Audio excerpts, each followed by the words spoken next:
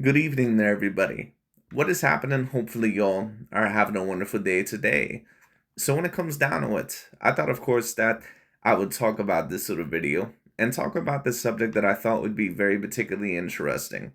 And this video is going to be a video that I'm going to review by the boxing channel known as AKHi TV. And I stated that that I'm not really going to be talking about, these channels that much more often, but every once in a while I do think that, there is a little bit of a qualification in order to kind of review a video like this. Once again, for those of you that have been around my channel long enough, you know that a big part of the reason why I started this channel in the first place is really to expose certain narratives, especially with certain people that very clearly didn't know what they were talking about or clearly did not have the whole context of the situation. And really how this channel was kind of created once again was because of the Tyson Fury Deontay Wilder situation in the rematch. And you had a lot of these channels like Dante's Boxing Nation and AKHi TV that were claiming all this stuff about how Tyson Fury was allegedly cheating. If it wasn't because he removed padding from the glove one day, then the next day he had something metal or, egg weights in his glove. Then Deontay Wilder was poisoned and all this other stuff. And they never really had any actual articulate evidence for any of this stuff. So the reason why every once in a while I do like to review videos like these, and I'm not going to be reviewing their videos often, really, anymore, but every once in a while, if I see a video that I think is, kind of needed to be commented on, I will possibly review it because these guys really love to spread narratives, and they're not the only ones. Quote unquote old media, of course, they love to spread a whole bunch of narratives as well. But the reason why I like to comment on these at times is because, of course, certain spread information, especially without any proof or factual information about that narrative, can be very harmful, not only overall to the fighter or certain things like that, but to a certain amount of the boxing fans or certain people that may watch that information because, of course, rumors spread like wildfire. So that's the reason why I wanted to talk about it, to put things in their proper perspective.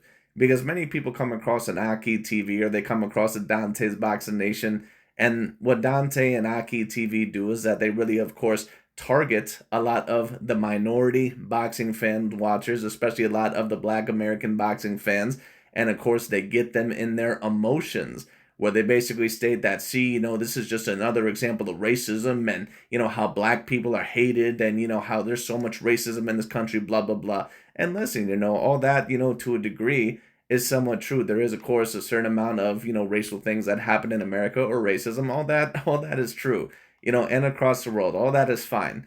But they take it to that level, and then they go extremely left with it and go to the absolute extreme with it. And the thing is that this is the reason why I call AKHi TV and Dante's Boxing Nation and the LDBC a pro-black cult. And I know that a certain amount of people, they're probably not going to like that, but it just is what it is. At the end of the day, the point being is this: if you don't agree with what they have to say, then they're going to attack you. And that's just the bottom line. And we've not only seen it with certain guys that are of other demographics or other races, but we've also seen it with their own race of people or their own race of fighters. They've attacked Shakur Stevenson for saying that he thought that Tyson Fury could potentially beat Muhammad Ali in a fight because of his size. They attacked Jamal Charlo or the Charlo brothers for stating that Canelo Alvarez at one point in time was the #1 pound-for-pound fighter. They also attacked certain other fighters really for going against their narrative. That's why I call them a mob. That's why I call them a cult, because that's basically what they are. AKHi TV and Dante's Boxing Nation on the surface, what they may come across as is that they may come across as truth tellers. But for anyone with actual intelligence or anyone that knows anything about the sport or isn't convinced easily by their emotions, it's very obvious what they're really truly about, which is pretty much once again to, promote their cult-like ideologies. And if you do not agree with their cult-like ideologies of, Terence Crawford is clearly the #1 pound-for-pound of this era, and it's not even close, it's not even a conversation. Once again, if you were to debate that Crawford is the #1 pound-for-pound of this particular era, you could definitely debate that. But these guys just go so far left with it. And in order in order for them overall to prove a lot of their points, what do they have to do? They have to tear down a certain amount of fighters that may potentially be a threat to that black fighter that they especially want to be for sure the best of that generation. And once again, if you have Crawford as for sure the best of his generation, no issue with that. But just don't sit here and tell me that Canelo Alvarez or Usyk or certain guys like that are not even close, because those guys are very well accomplished. And to be quite honest with you, both of them have better resumes than Crawford. It just is what it is. But, now, of course, one of the fighters that they have to attack is going to be that of Mr. Naoya Inoue. Because Inoue, of course, is being debated amongst many circles as debatably the number one pound-for-pound fighter. And I don't think that right now he's the number one pound-for-pound fighter either. I think that right now that he needs more A-grade level names on his resume. Now, next fight, apparently he's fighting that one dude, that one Uzbekistani fighter, MJ, or whatever his name is, Akhmadaliev, or whatever the hell his name is. And in my view, he's about an A- level fighter. But I don't think that that's enough to really put him as the number one pound for pound. Inoue, in my view, is probably going to have to get a win over Nick Ball and also possibly Junto Nakatani, in my view, to really potentially be the number one pound for pound fighter in the world. Because Nick Ball is a guy that's a legit A-grade level fighter at that weight class. And on top of that, Junto Nakatani is also a legitimate A-grade level fighter and someone that's debatably top 10 or at the very least top 20 pound for pound, at least on a lot of lists. But anyways, I just thought that I would review this because we're going to see a lot of the narratives that AKHi TV, of course, is trying to promote about Naoya Inoue. And they're trying to get all their bases covered. So what are they really stating? Not only are they going to bring up the fact about Inoue getting knocked down in his most recent fight against Roman Cardenas, which, of course, is something that is relevant to the equation. Criticism does have to be placed there. But, of course, AKHi TV isn't just going to mention that. But he's going to have to try to mention how Inoue is allegedly this cherry picker, this ducker, and also this guy that allegedly might be on steroids and all this other stuff. So I'm pretty much here to put things in their proper perspective and context. But anyways, let's get into it. Let's see what Mr. AKHi TV has to say. Honestly speaking, the kid from Japan, Inoue, it was a Filipino fighter. He had fought twice. Yeah. Donaire. So Donaire was giving him fits in the first fight. And if I'm not mistaken, Donaire was somewhere close to 40 or 40 years old when he fought him the first time. Whereas he was in his 20s. So he should have knocked him out in the first fight. Fighting a guy, like I said before, at that age. And that's something that's very fair criticism.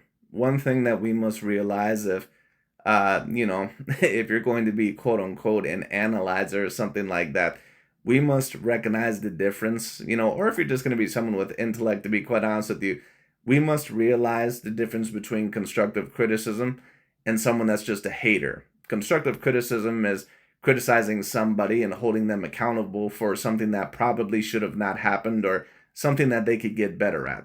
So when someone criticizes Naoya Inoue about, hey, like when Timothy Bradley stated that Inoue is a very great fighter, but he does get a little bit overzealous. He drops his right hand at certain times when he throws that left hand, which of course leaves him open to certain punches. And on top of that, sometimes his positioning or his foot positioning will be a little bit off, which is another part of the reason why he got knocked down in that fight against Roman Cardenas. He's got to be careful. That is constructive criticism. But when someone like AKHi TV here, when someone like him is just never appeased or never happy with what this particular fighter is ever going to be able to do, that's a hater. Because a hater is never going to be happy no matter what you end up doing. You can basically almost never prove them wrong because they don't want you to be successful in the first place.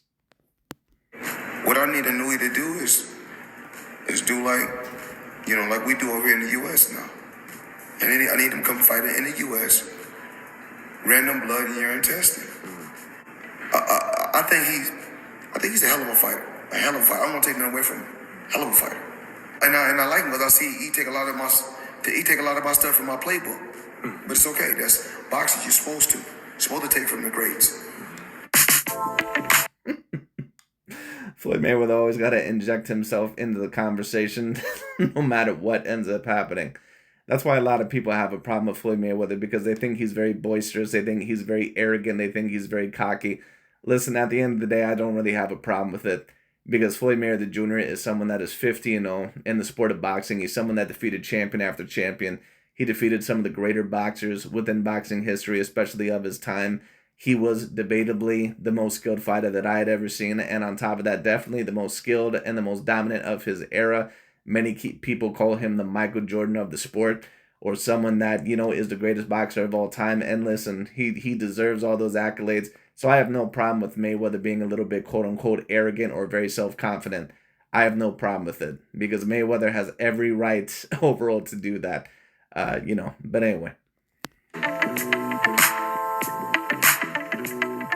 So a few years ago, the one and only, the MJ of boxing, Floyd Mayweather, came out stating that Inoue is a good fighter, but what he needs Inoue to do is fight in the USA, come to the USA, and do random style drug testing. Floyd. You notice that AKHi TV is stating that Inoue is a good fighter. Once again, for a lot of these guys that debated that Terence Bud Crawford, I had some person comment on my video the other day. I believe that it was the other AKHi TV video that I recently reviewed when we were talking about Canelo Alvarez and Terence Bud Crawford. And this guy stated that if you knew of Terence Bud Crawford's career, you would know that he fought many credible opponents, before, he fought Errol Spence Jr. or before he fought, Postal or certain guys like that. It's just a lot of casual fans don't really know a lot of his opponents. Listen, man, Terence Bud Crawford is from my hometown of Omaha, Nebraska. I was a major fan of him when I was a teenager, and he's someone that I still love to watch as a fighter, but I don't like to be a fan of any of these fighters or any of these particular people because that would ruin my logic or objectivity, which in turn would ruin my analysis. So the point is this. I've been loving Terence Bud Crawford as a fighter for a very long time. The first time that I heard about him, of course, was when he first won the title, I believe, at 135 against Ricky Burns. I seen him fight guys like Yuriorkis Gamboa. I went to go see that fight live. I then, of course, seen his fight against Raimundo Beltran. Then he moved up to 140. His first fight was against Thomas Delorme. Then he fought the likes of Hank Lundy. He fought Derry Jean. He fought, I believe, a couple of other guys. Felix Diaz, he fought Victor Postal there.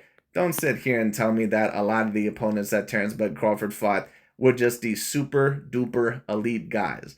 And this is the thing, once again, overall, that I've been saying for a very long time.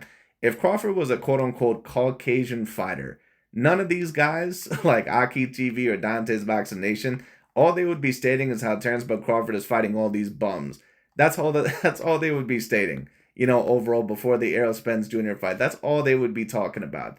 It's no offense, but like I stated, I've been watching Terence Bud Crawford for his whole entire career. What Terence Bud Crawford fans always try to tell you is this stuff about, if you're a real boxing fan, then, overall, then you would really know a lot of his fights. Dude, I watched every single fight with Terence Bud Crawford ever since he won the title against that of a Ricky Burns. And I grew up during that time. You're not going to sit here and tell me that all those opponents were elite. They were not. It is what it is. To be honest with you, a lot of those guys were borderline journeymen, or at least guys that really were not elite level caliber fighters. It just is what it is. So, I mean, it's whatever. But, the thing is about Inoue is that he's doing something very, very similar. But the thing that I've never liked is that you have so many of these Crawford fanboys that always love to do this bullshit and try to rewrite history stating that Crawford was clearly the #1 pound-for-pound fighter after Floyd retired. How can you really state that even after Ward retired? Because Terence Crawford didn't fight Victor Postal until 2016. So this narrative about Terence Bud Crawford being the #1 pound-for-pound fighter for the past 10 years. So what you're telling me is that Terence Bud Crawford was the #1 pound-for-pound fighter when he only had like 1 or 2 belts at 135 and the 2 best wins of his career were over Ricky Burns and Yuriorkis Gamboa? Does that make any sense?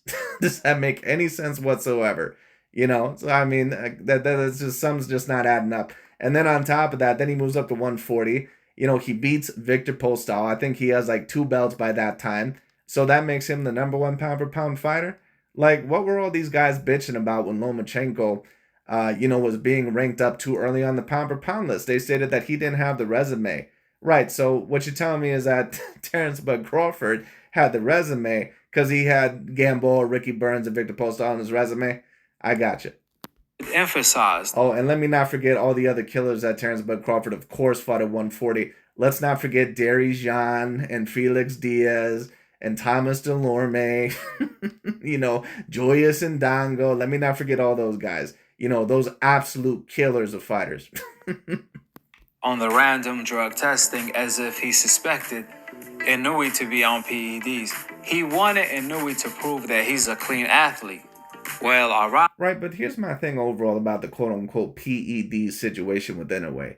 Inoue overall has done certain demands. He apparently has been on random VADA drug testing for a while now. That's not me stating for sure that Inoue is a complete clean athlete with the steroids. But just to allege overall that he's on steroids because he's over in Japan, I mean, that's up to you. But the thing is that, are American fighters really, this clean nation of fighters? I mean, how many fighters have been caught over here in the United States popped off for PEDs? Whether they're originally from America or whether they just fight in America. Now, certain people overall may personally state, well, that just proves overall that they get caught a lot more here. I mean, that's up to you. But I mean, Canelo Alvarez, who of course was one of the greater fighters, debatably the greatest fighter of his generation, of course, post-Floyd and post-Pacquiao. But when you talk about it, Canelo, of course, was caught on PEDs. Does anyone think, especially guys like this, AKHi TV and Dante, does anyone truly think that Canelo Alvarez's system is 100% clean right now off of the PEDs? And he's been fighting and being drug tested in America for like how many years now? For like the past 10 years? So, I mean, give me a fucking break. Does anyone truly think that, overall a certain amount of these other fighters, that a lot of them overall that were caught previously in America, that a lot of these guys are clean here? I mean, give me a break. And I've already stated this. The people that a lot of people really have not been talking about that in my view really deserves more attention are those fighters in the snack program.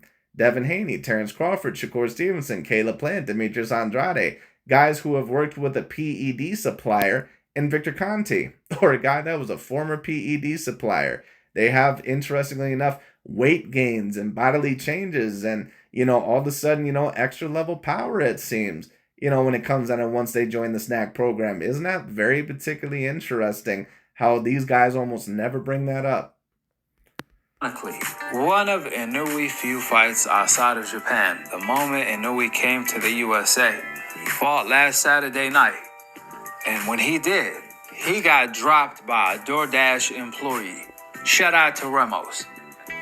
And what AKHi TV, of course, is someone trying to allege there is that there's a possibility that, in a way, that he might be on PEDs. And listen, he might be. I don't know. But the thing is that, once again, it's just so annoying to hear this shit. Because it's like, does anyone really believe that the American fighters are completely clean here either? I mean, give me a fucking break. How many American fighters have been on suspicions of being on PEDs or have been caught on PEDs here? Ryan Garcia, basically the whole Canelo Alvarez team has been caught on PEDs. There's a huge suspicion about the snack program athletes that are possibly on PEDs. So it's like, give me a fucking break. From dropping off food on DoorDash to dropping off his job, leaving it to be a boxer as early. And a lot of these people, including AKHi TV, will tell you that Manny Pacquiao was more than likely on PEDs for his whole entire career. But Manny Pacquiao also was under certain drug testing, although, maybe not as strict as some other ones, but he had fought here in America for many, many years. So, I mean, and he never got officially caught on PEDs. So, I mean, the thing is once again, to me, it's just, these guys are pissed off that Inoue is fighting in his hometown of Japan or his home country. It is what it is. They've been trying to allege now, at least these type of guys like AKHi TV, they've been trying to allege now for years that apparently he's stacking his hands, illegally and, putting something in his hand wraps like Antonio Margarito, all sort of bullshit.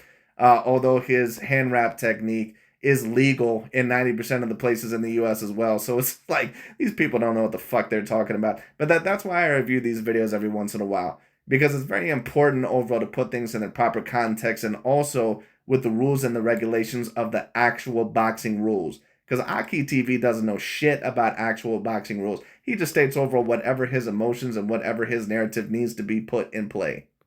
Yes, 2023, that's when he was doing DoorDash still. And in 2025, he dropped Inoue. I mean, how embarrassing is that? Inoue chose the easiest cherry in the field to look good on his USA debut. Well, actually, Inoue was supposed to fight an undefeated Mexican fighter, I believe, on this day.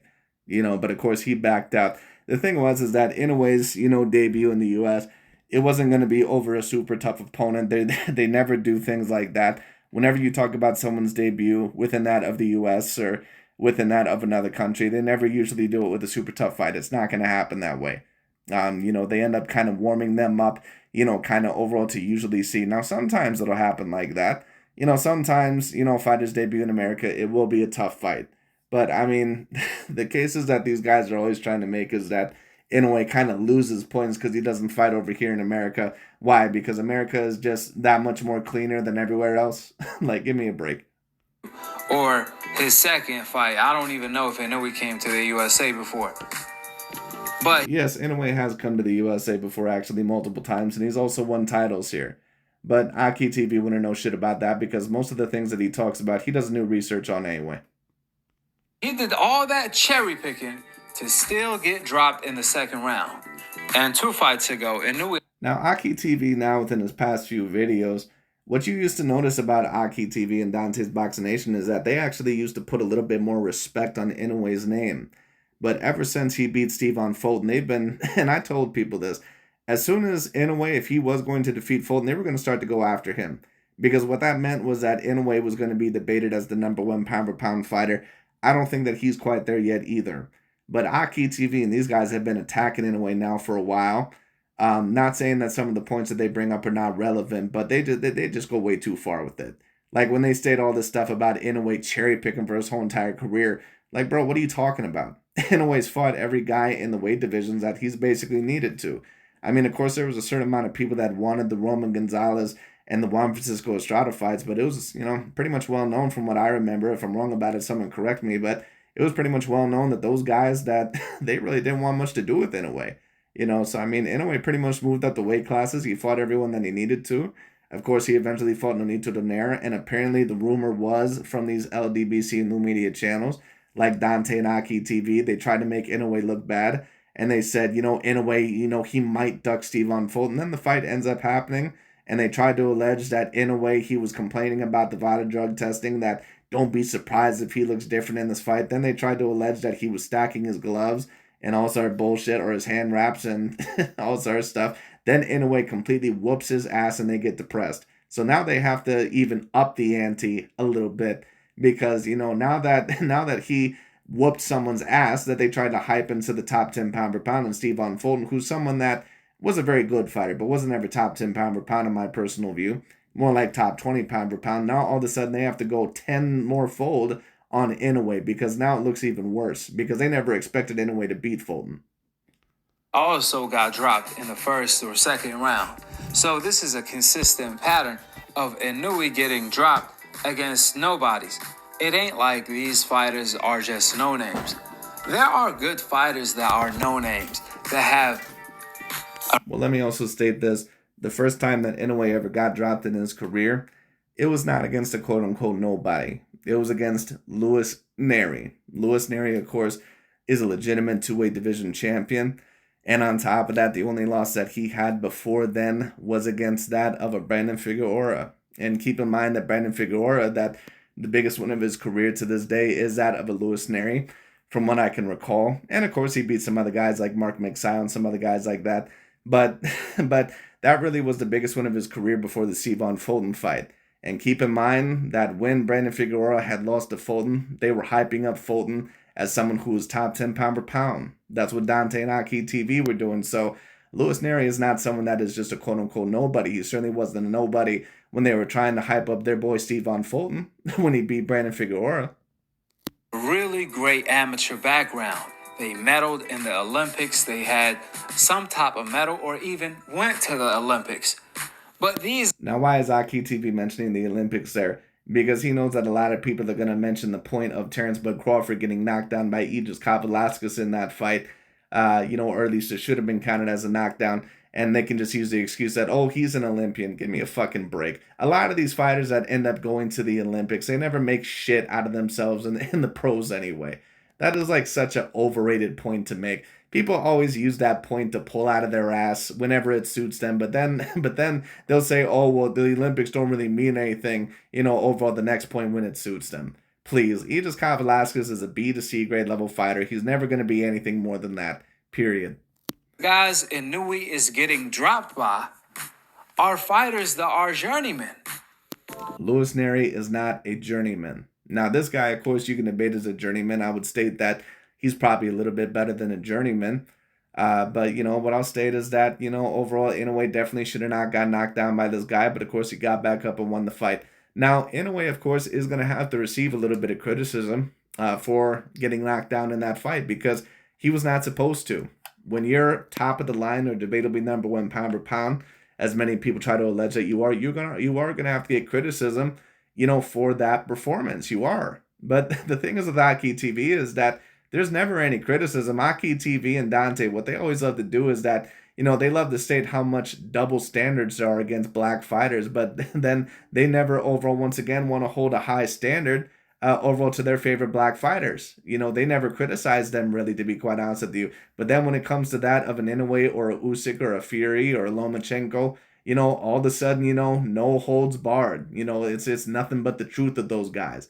So it's like, keep the same standards. Don't put the kid gloves on because, your favorite black fighters overall, they didn't look quite as good in a fight. Because they have no problem doing this with Inoue. Straight up cherry picks. They never went to the Olympics or anything of that sort. So see, he keeps bringing up that point in the Olympics. The reason why, once again, he's doing that is because of the Aegis Velasquez point that he knows is going to be coming his way. They don't even have any type of experience on this level. And they still managed to drop Inoue. We all know. What's very interesting is that Shakur Stevenson, including from me, he got a certain amount of criticism, including from me, for taking Joshua Padley, a former electrician, or really was a current electrician, even when Shakur was fighting him. It took 9 rounds for him to knock that guy out on 2 days' notice. There was not really any criticism that much from AKHi TV or Dante's Boxing Nation. They did their regular sympathy act, stating overall about, oh, well, Shakur, he's just getting, there's double standards because he's a black fighter. And to a certain degree, that is correct.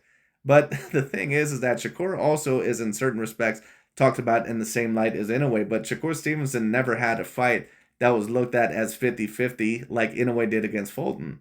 And even AKHi TV didn't, and Dante didn't truly believe that because they never truly thought that Oscar Valdez was ever going to beat Shakur Stevenson. But they thought that Fulton was going to beat Inoue. So Inoue ended up beating Fulton, and they never ranked Oscar Valdez in the top 10 pound for pound, but they ranked Steven Fulton in the top 10 pound for pound. So even according to their own arguments, they don't really have the right to complain that much. So once again, these guys are just completely hypocritical. If you know anything about the way that they rank things, or if you pay attention, it's so easy to counter their arguments. Anyway.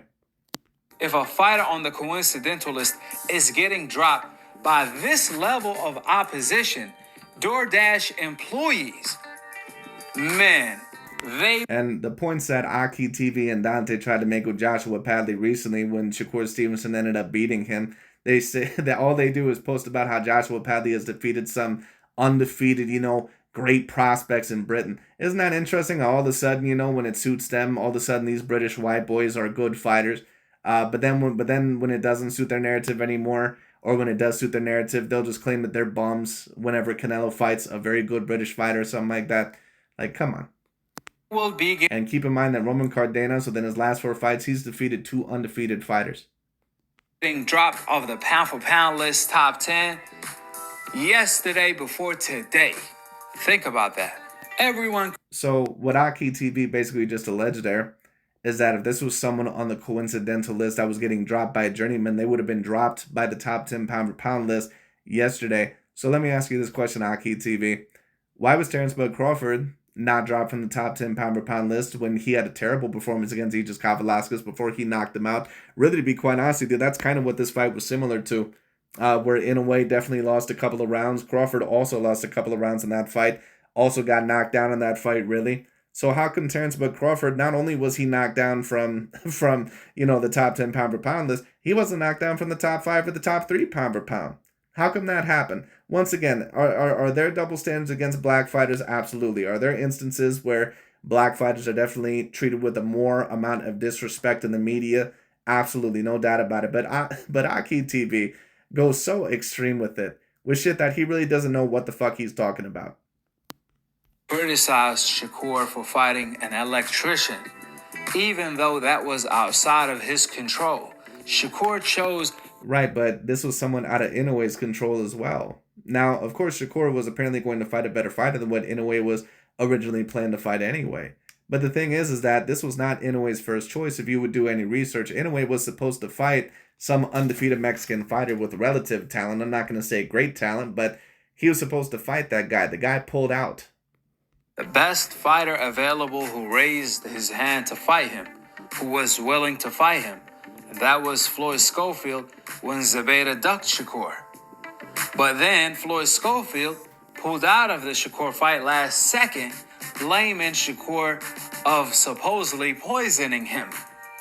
And that's why Shakur ended up. Well, shit. All Floyd Schofield would have had to have been Deontay Wilder, and then Shakur would have had to have been Caucasian, and they would have believed them. Because remember, AKHi TV, that was one of Deontay Wilder's narratives about, overall that I got poisoned. Mark Brilliant was in on it. Like, give me a fucking break. Fighting a late replacement electrician. Inoue, on the other hand, he chose to fight the DoorDash employee. Unlike Shakur, who had no choice, Inoue had a choice. He could have had. No, Inoue actually, at least overall for his American debut, dude, he wasn't going to fight someone that was going to be a big threat on his American debut. It wasn't going to happen like that because you don't know exactly 100% what is going to happen there, how the judges are going to react to you and other stuff like that. So at the end of the day, it's a smart move, especially with a big asset like Inoue, to kind of take a little bit of an easier fight. But he was supposed to fight someone that was going to be apparently more challenging than this guy. But of course, he pulled out of the fight, or he priced himself out. Fought MJ and even better fighters than that. But he chose to fight such a low opposition. I mean, the bar is set so low for Inoue that even a midget can reach it. Who the hell is this man fighting? We all know. The same old media members and the race fans who criticize Gervonta for fighting champions and undefeated fighters with names like Ryan Garcia and Rolly. If Gervonta... Right, but how good are Ryan Garcia and Rolly Romero really? They're more popular than a lot of the fighters that Inoue is fighting, but are Ryan Garcia and Rolly Romero, like Rolly Romero, for example, is he really someone that is a quote-unquote better fighter than Marlon Tapales?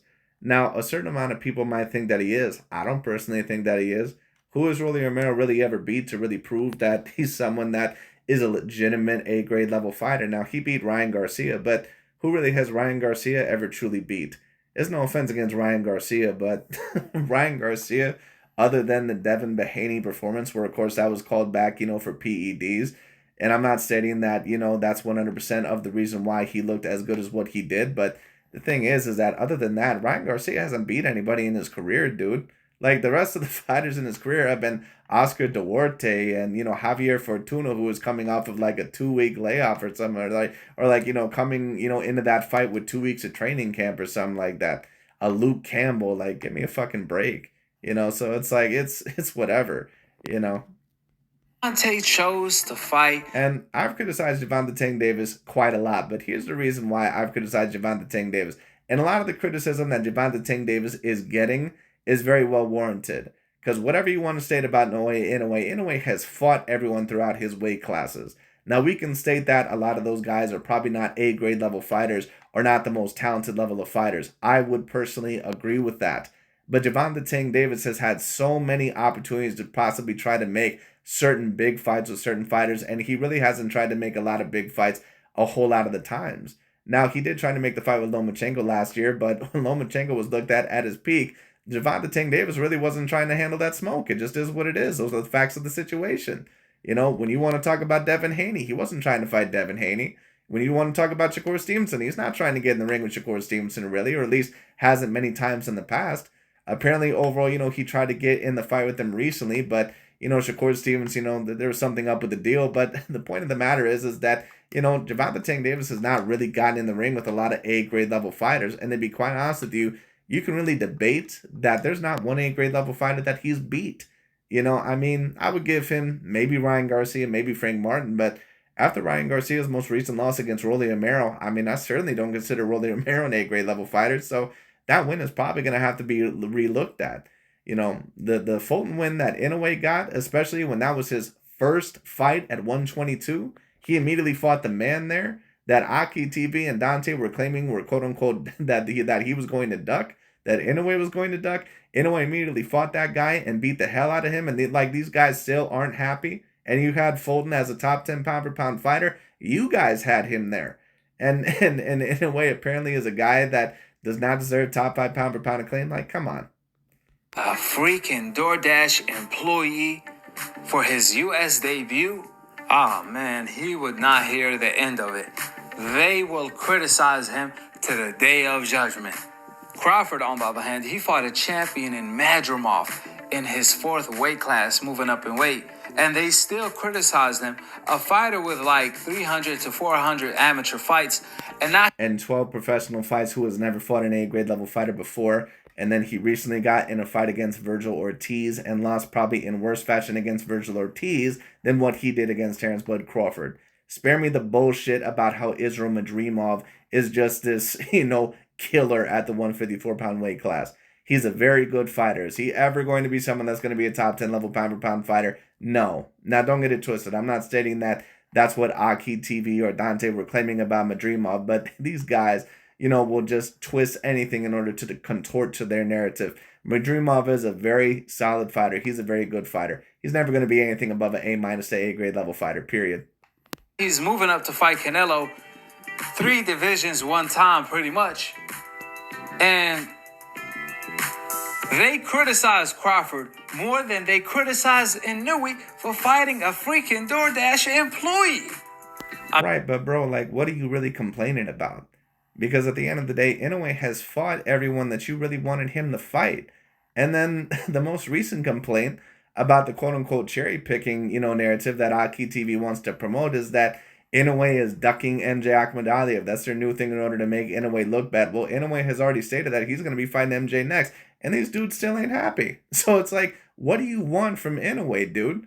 What they really want from Inoue is that they want him to move up to 126, where they really know that he's going to be majorly outsized. And listen to the guy that they claim that Inoue should fight immediately at 126, later on in the video. Listen to the guy. That ass serious. Imagine if Crawford got dropped by a DoorDash employee. You mean like how he got dropped against Aegis Kavalauskas? Now, of course, what, AKHi would retort with is that, well, that guy had a lot of amateur and Olympic fights. No offense, but, I've seen a whole bunch of Olympic fighters that went into pro boxing and they didn't turn out to be shit. So, I mean, it is what it is. No offense. But I've seen a whole bunch of fighters defeat fighters that were great in the pros and, they defeated them in the amateurs. No offense. The amateurs is great.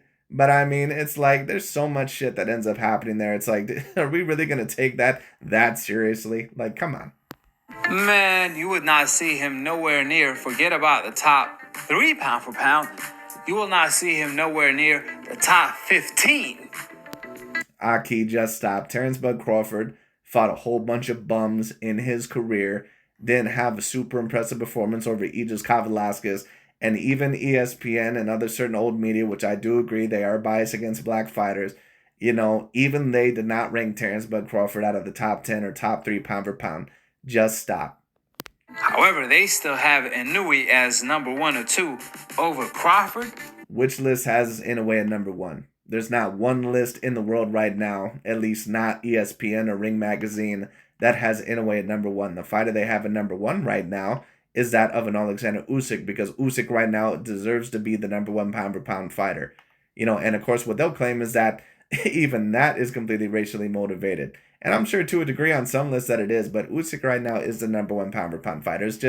It's not super arguable in my view at the current moment in time. He's too active, he's too dominant, he's too skilled, he's a guy that's been fighting too good a level of competition and accomplished something that really should have never been accomplished in the first place. Right now, he's the number 1 pound per pound fighter. Now, there are some lists, I believe Ring Magazine, that has Inoue possibly a number 2, or ESPN.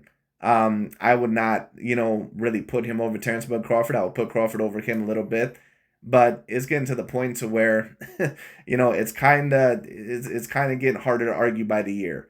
And it's not because Crawford, once again, is not fighting at times good fighters like Madrimov and Spence and Porter, but he's only really been fighting once a year most recently. And on top of that, he did not have a super impressive performance in his last fight. And I'm also going to state this. I've already stated this. Inoue is like 1 or 2 A-grade wins away to really surpassing Terence Bud Crawford's resume. And I know that a lot of people overall are not going to like that. It just is what it is. Listen, if Inoue ends up getting wins over Junto Nakatani and Jesse Bam Bam Rodriguez, he already has more pound-for-pound names on his list than Terence Bud Crawford does. I mean, but I mean, to be fair, he'll have more pound-for-pound names on his list than a lot of people. But my point being is that he'll also probably have debatably either the same amount of A-grade level names or more A-grade level names or more impactful A-grade level names on his list than that of a Crawford. Disrespectfully, they did all that. And a DoorDash employee in Ramos still dropped him. Shout out to Ramos, because he was brought in for a showcase, but he ended up exposing the product more.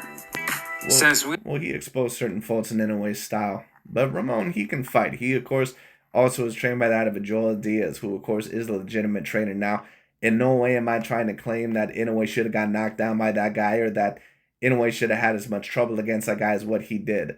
But, you know, the man can fight. He's not the worst fighter that I've ever seen in the world.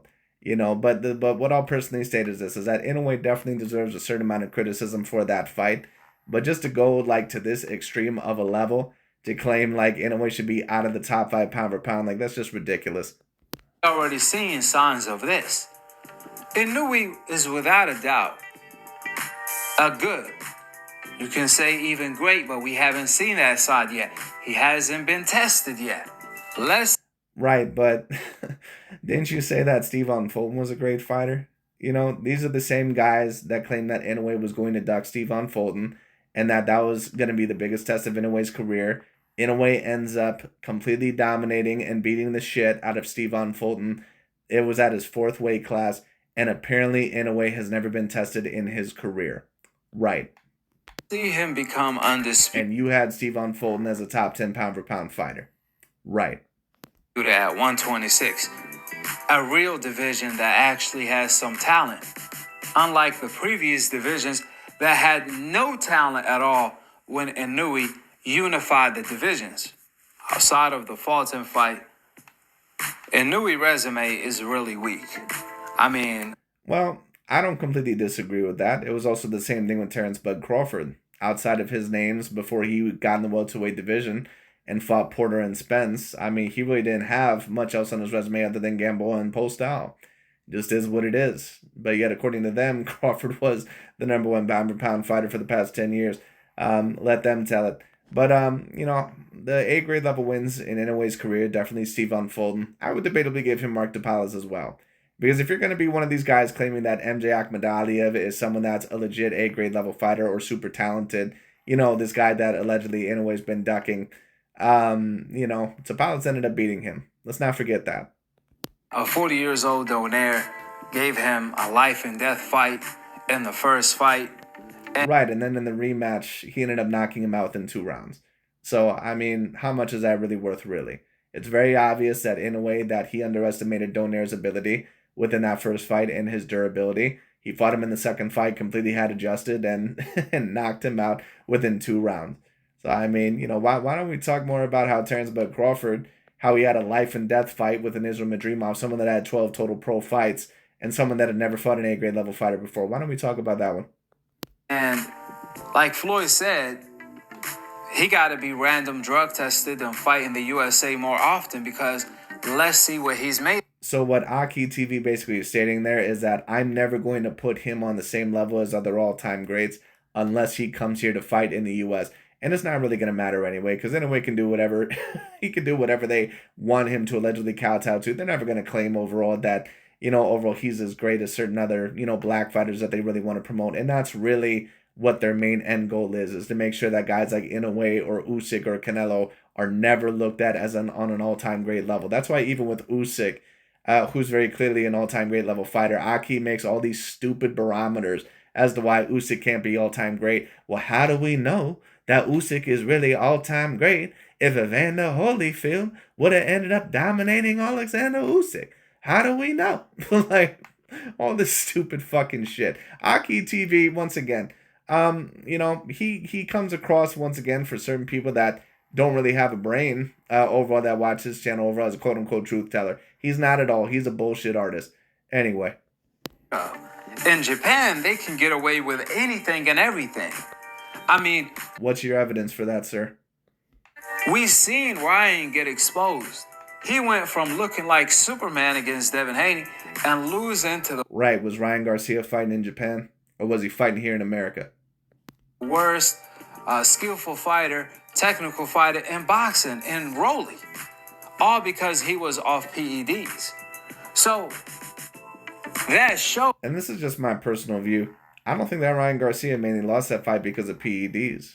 I don't think that that was the main reason. I mean, I could be wrong, but the thing is that for those of you that have ever watched Ryan Garcia, when Ryan Garcia ends up getting caught, he's just more cautious. He's a guy that has all the physical talent in the world, but an extraordinary level, low boxing IQ. He has a very, very, very low boxing IQ. And his skill set is always going to have limitations. It just is what it is. And you can get Ryan Garcia to kind of retreat if you end up hitting him. Was that any fighter pretty much with any type of talent, you can be a good fighter and take PEDs and you can go Super Saiyan. Therefore, hopefully, this is... So was Terence Crawford possibly on PEDs working with Victor Conte? You know, one of the former top suppliers of PEDs in the world. You know, these guys all of a sudden have bodily changes. You know, they appear to have more power all of a sudden ever since they work with the snack program. And interestingly enough, it's certainly be more tone. And they're working with a former top supplier of PEDs and Victor Conte. And there's no suspicions about those guys whatsoever. I got you. This is the last time we see Inoue versus a DoorDash employee or just straight up cherry picks. I mean, he's almost like, what, 30 years old? He's too old to be cherry picking like that. No, the guy that's too old to be quote unquote cherry picking is Gervonta Davis. That's the guy who's too old to be cherry picking. Because in a way, say whatever you want to about him. A lot of the fighters that he's fought, in my view, are not A-grade level talents. But say whatever you want to about Inoue, but he's fought the guys that have been within his weight classes. He cleaned out 118. He cleaned out 122. He completely cleaned them out. Like, these guys, once again, these motherfuckers are not happy with anything because they don't want Inoue to be successful. Because they don't want him to be a threat, you know, to be remembered as the best of this era. That's really what this is all about. But anyways, you know, once again, they wanted him to fight Fulton at 122. It was his first time at the weight. He immediately fought him, whooped his ass, and they're still not happy. It's like, come on. Needs to fight the likes. Now apparently Inoue was avoiding and ducking MJ Akhmadaliev. That was the next narrative. Inoue's gonna fight MJ Akhmadaliev next, and these motherfuckers still are not happy. Like, what do you want? Of Espinoza and the best fighters at 126. Notice how he said Espinoza. You know why he said Espinoza? Because Espinoza is like 6'1", probably with like a 71-inch arm reach. That's the reason why. They know that Espinoza doesn't belong in that fucking weight class. You know, notice how they didn't bring up Nick Ball. Notice how they didn't bring up Bruce Carrington. Notice how they didn't bring up Brandon Figueroa or some other guys. No, they brought up Rafael Espinoza. You know why they brought up Rafael Espinoza? Because they know damn well that there's a decent chance that Espinoza can beat anyone there. Because the dude is built like fucking Tommy Hearns at that weight class. Dude is a major weight bully. Fighters who are actually semi-good and has names. Instead of fighting cherry picks and end up fighting on a Sunday in the USA where I even forgot to watch the fight. I had to go back and watch the fight because he was fighting a nobody. Just to make it clear, I'm a fan of Inoue. I like watching Inoue. No, you're not, motherfucker. Stop lying. Stop lying. You know, overall, the motherfucker was on a lie detector test overall. The motherfucker would have returned back and said, biggest lie I've ever seen in my life. just stop. Are you kidding me? I'm a fan of Inoue. Spend the whole fucking video on him hating him. Just stop. But the problem is old media, that is. The problem overall is that you don't want Inoue to be above your favorite blackity black fighters. That's the issue. Keep it a buck. And listen, you know, the thing is that, you know, overall, listen, I get it. Old media at times does pander on certain lists. Junto Nakatani is another example because he also is not fighting a whole bunch of talented people. He's fighting a whole lot of nobodies, and he is being promoted to the top 10 pound for pound list super, super fast. Even for being for like a 3 or 4 weight division champion, but I believe that he's a 3-weight division champion. But, you know, the thing is that Inoue does at least deserve top 5 pound for pound acclaim. You know, even a lot of these lists don't have him as the number one pound for pound fighter. But the thing is that they don't really give a shit overall who it is. Because they don't like Usyk being at the number one pound for pound spot either. They've attacked him. Because they put him on a pedestal that he haven't earned. You can't say he's number one pound for pound over Crawford, who already proved it, disrespectfully, because Inoue hasn't done anything remotely close to Crawford. If he's cut like that, why doesn't he move up like Crawford is to fight Canelo and move up to fight Gervonta? Right, so if Inoue doesn't move up 3 weight classes, actually not even 3 weight classes, how many weight classes would that be? He's at 122 right now, so if you move up to 126, 130, 135, like, yeah, that'd be like 3 legitimate weight classes. You know, so so if Inoue, that's going to be the new barometer. You know, that if Inoue, you know, if he doesn't move up 3 weight classes, that he's not on the same level of Crawford. Like, get the fuck out of here, man. The way. And isn't it very interesting overall? It's like, I thought Canelo Alvarez was this super limited fighter. Like, I thought that he was this guy that's super overrated. So he was claimed that Gervonta Davis is way above Canelo Alvarez in terms of talent, you know, and in terms of all-around boxing skills. Doesn't Inoue then get a slight pass overall if he potentially loses to Gervonta Davis and Crawford beats Canelo, because apparently Canelo is so much more limited? All of a sudden, Gervonta Davis and Canelo are in the same sentence. Isn't that interesting? The DoorDash employee Ramos caught him. We all know Gervonta, if he caught him like that, he will be putting him to sleep. No shit. Gervonta Davis would also be 30 pounds bigger than Inoue. Like, that fight's not going to happen. And it shouldn't be happening. It's just ridiculous. Forget about doing what Crawford is doing now. Inoue already said he will never do that. He will never fight Gervonta. Then let's see him. Right, and Inoue overall should not be penalized for that. Do what Crawford already did, which is clean out 126. Now remember, Inoue apparently is not worthy of that top 10 pound for pound spot. But remember, Terence Bud Crawford, even before he fought Spence and Porter, and hell, even before he fought Postal, if you let these guys tell it, he's been the number one pound for pound fighter for the past 10 years. Like, are you serious? Are good fighters there. Old media can't say Inoue is pound for pound number one or top 3 pound for pound, but he's not willing to mix it up with the best competition. Right, but his next 2 fights are apparently going to be over MJ Akhmadaliev, who you stated that he ducked. So, I mean, he's about to fight him next. And then apparently his next fight after that is going to be against Nick Bull, who's at 126, who's defeated Raymond Ford, one of the top American black fighters at that weight class, who I believe is a former champion, and also had a draw against Ray Vargas, I believe. What else do you want Inoue to do? Once again, notice the name that he's talking about, Rafael Espinoza. You know why they want Inoue against Rafael Espinoza? Because they want him overall to lose against Rafael Espinoza.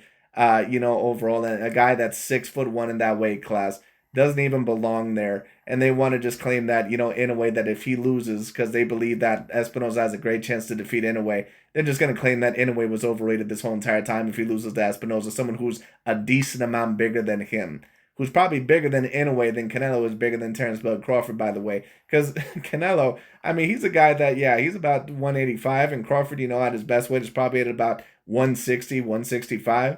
But I mean, at least Canelo Alvarez, like, at least Canelo overall is shorter and not as lengthy as Crawford. But this dude Espinoza is like, he's going to be heavier than Inoue, he's going to be taller, he's going to be lengthier. Like, I mean, it's, I don't even know how to compare it. It would literally be as if, like, Terence Bud Crawford was going to go in the ring and fight Caleb Plant. Like, it's not even comparable. You can't say someone is pound for pound number 3 or number 2 or even number 1. Or like if Crawford got in the ring and fought someone like a Jamal Charlo. Someone who I think is more like a super middleweight, by the way. And then he goes and fight a freaking DoorDash employee? Oh, man. Then the DoorDash employee drops him, and old media says nothing but, wow. He's such a great fighter that he came back to knock out a DoorDash employee after getting dropped. And listen, AKHi TV does not bring up a bad point there. I understand his point there. Inoue is going to have to get some criticism for not putting on very impressive performances over guys that are not A-grade level fighters. That is going to have to be the standard, because that's the standard we hold towards everybody. But it's also very obvious at AKHi TV that he's also holding a very much higher standard towards Inoue because he doesn't ever want him to be within the number 1 pound per pound spot. Ever. And what they should be doing is dropping him out of the top 5 pound for pound list at the very least. So what you're basically stating, AKHi TV, is that you hold Inoue to a higher standard than what you do Terence Bud Crawford, because that's not ever what old media did with Terence Bud Crawford, even when he had bad performances over guys like Aegis Kavalaskas or Israel Madrimov. They never once dropped him from the top 5 pound per pound list. That's what you're basically stating. Now, Madrimov, of course, was a legitimate A- level champion, but even Aegis Kavalaskas, who's more of a C-grade level fighter, I mean, they never dropped Terence Bud Crawford from the top 5 pound per pound, overall, because he didn't have an impressive performance and really got knocked down in that fight. So I mean, just please. He earns it. There are too many fighters that should be ahead of Inoue. And I'm not even talking about Crawford. I'm talking about the likes of Usyk, Bivol, and fighters. Well, Usyk right now is number 1 pound per pound.